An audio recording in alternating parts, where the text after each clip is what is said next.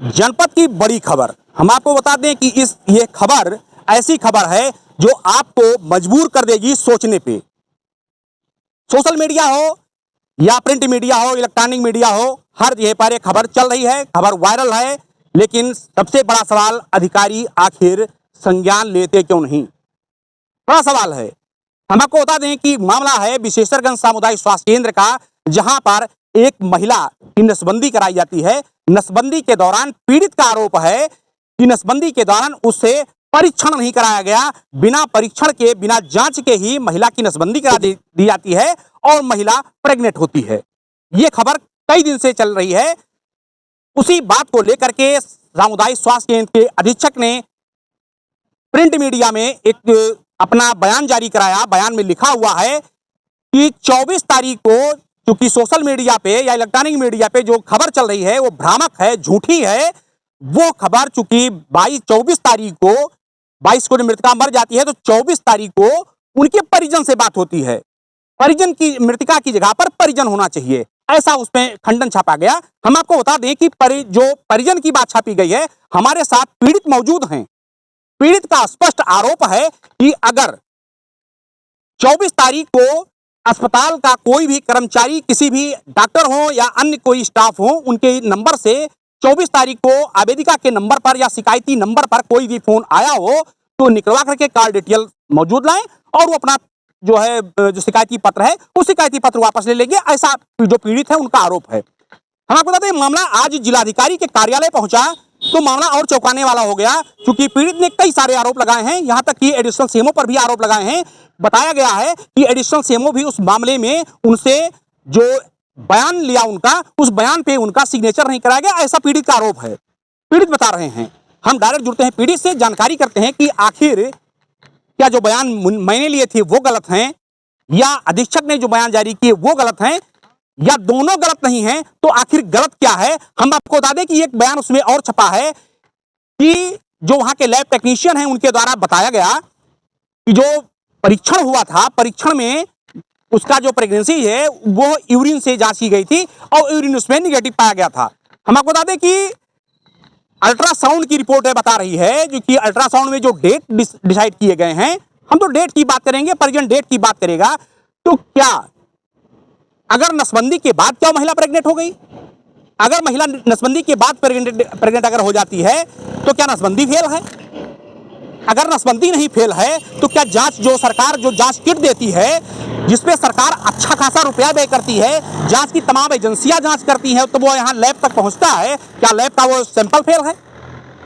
Lab की वो kit fail है? क्या जो सरकार उपलब्ध करा रही है लोगों को स्वास्थ्य केंद्रों पर, क्या वो किट फेल है, या जांच करने वाले लोग गलत हैं?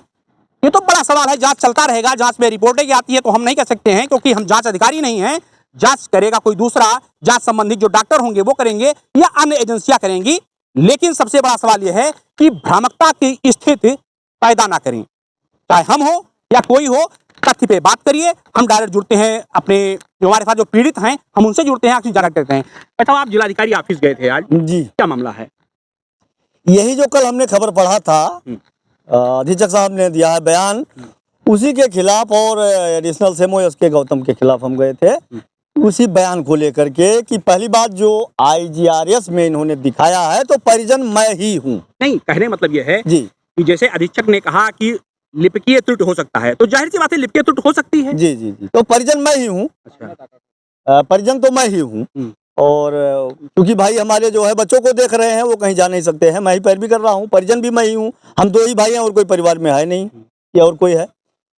तो उसमें इन्होंने गलत खबर दिया है कि त्रुटि हो गई है या परिजन से बात हुई थी। तो मैं उनको DM साहब से मौखिक मैंने कहा कि IGRS के बारे में इसकी कॉल डिटेल निकाल करके जांच होनी चाहिए।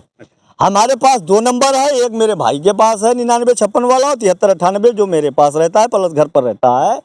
अगर हमारे किसी भी परिवार से, किसी डॉक्टर, स्टाफ, किसी कर्मचारी से कोई भी बात जिस रिपोर्ट में उन्होंने दिखाया है, जैसा कह रहे हैं, अगर कोई भी ऐसी बात होगी तो मैं मुंहजबानी मानने को तैयार नहीं हूँ। कॉल डिटेल उसकी निकाला जाए और वो कॉल डिटेल मुझे दी जाए। अगर बात हुई होगी तो मैं अपने मामले और इस कंप्लेंट को वापस ले लूंगा, मैं ये दावा करता हूँ। दूसरी बात ये बताइए कि जो जब प्रेगनेंसी थी उस वक्त, तो जब जांच चली और ऑपरेशन हुआ, तो ऑपरेशन से जब मृतता खत्म होती है आपकी जो बहू है, तो क्या कितने दिन की गैपिंग थी? उस समय लमसम 5 से 6 महीने का था। 2 जुलाई को जो जब बच्चा निकाला गया था तो हमसे आर के हॉस्पिटल में मरे हुए बच्चे को निकाला गया था। हमने उसको लाकर मिट्टी भी दिया है घर पर, अभी भी उसकी जांच की जा सकती है, लेकिन किसी ने जांच नहीं किया उसकी, ना कोई आया है। उस समय हमसे डॉक्टर साहब ने बताया था कि लमसम ये 5 से 6 महीने के बीच का बच्चा है, यानी कि गर्भवती जो थी हमारे भाई की औरत, वो मेरे हिसाब से उस बच्चे के हिसाब से जनवरी में गर्भवती थी। ऑपरेशन कब हुआ? और ऑपरेशन इन्होंने 22 मार्च को किया था, 22 मार्च 22 को मार्च को। जी।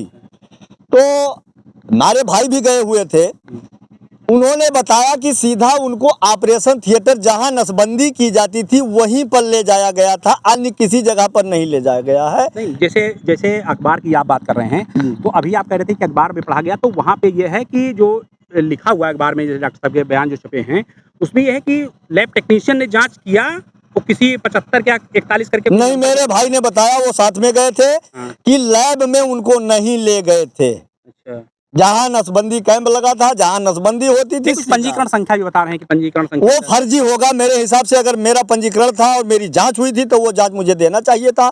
आज 3-4 महीने से ये हमारा उनका मामला चल रहा है, तो आज तक ये बात उनको बताना चाहिए कि आपकी जांच हुई है।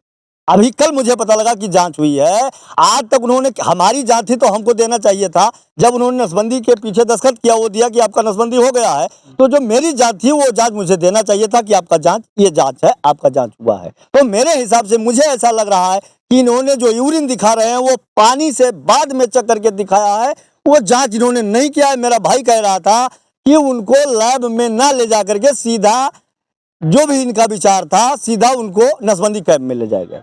नसबंदी कैंप में ले जाए। जी। तो ये तमाम तरीके से खबरें आ रही हैं, बताया जा रहा है कि भ्रामकता की स्थिति फैल रही है, एक पक्षीय चल रहा है, तो आपको क्या लगता है? ये तो बचने बचाने का तरीका है कि मैं भी बच जाऊं और हम विभाग भी बच जाए, लेकिन बच नहीं पाएंगे, क्योंकि जो सत्य होता है वो बहुत मजबूत होता है। मैं डॉक्टर साहब, मैं ये नहीं कहता हूं कि वो गलत हैं, वो बहुत अच्छे नेक इंसान हैं, उनको न्याय करना चाहिए था, और वो न्याय ना करके अन्याय कर रहे हैं, इसलिए जो है हम न्याय के खिलाफ लड़ाई लड़ रहे हैं। मैं उनको बुरा नहीं कहता हूं, वो अच्छे आदमी हैं, और अच्छे तब बनेंगे जब उनको न्याय करना चाहिए था, दोषी व्यक्ति को उनको सामने लाना चाहिए था, चाहे लैब टेक्नीशियन हो, चाहे ऑपरेशन वाला। जिस सर्जन ने नसबंदी किया था उसको पूरी जांच मजबूती से कराना चाहिए, देखना चाहिए था। तो मेरा कहना नहीं है ये कि जांच, मैं नहीं कह सकता हूं कि उन्होंने जांच किया था, क्योंकि मेरा भाई साथ में गया था और उनको सीधा नसबंदी कैंप में ले जाया गया था, जांच नहीं किया था। अगर ये जांच कह रहे हैं तो वो जांच फर्जी बाद में इन्होंने बनाया है, गलत बनाया है। पानी से जांच किया होगा, किसी और का जांच किया होगा, हमारे भाई की औरत का जांच को नहीं, मैं नहीं मान सकता हूं, क्योंकि अभी तक इन्होंने जांच क्यों नहीं उजागर किया, वो जांच हमारी थी, हमको देना चाहिए। कितने बच्चे हैं जो जो एक्सपायर किए हैं, वो कितने बच्चे? 4 बच्चे हैं, चारों बच्चे छोटे छोटे हैं, हमारे भाई उन्हीं बच्चों को देख रेख करते हैं, घर पर रहते हैं। ये पीड़ित का कहना है। हम आपको बता दें कि चूंकि इनके भाई पढ़े लिखे नहीं हैं, तो जो ये हैं यही पैरवी करते हैं। आज जिलाधिकारी ऑफिस गए थे, जिलाधिकारी ऑफिस में इन्होंने अर्जी लगाई है। अब जांच में निकल करके आता है, जिलाधिकारी महोदय चूंकि काफ़ी सख्त भी हैं, अपने सख्त लहजे के लिए जानी जाती हैं। अब इस पर न्याय किस तरह करती हैं ये तो समय बताएगा। तब तक आप बने रहिए संतोष साहनी साथ, देखते रहिए बहराइच खबर।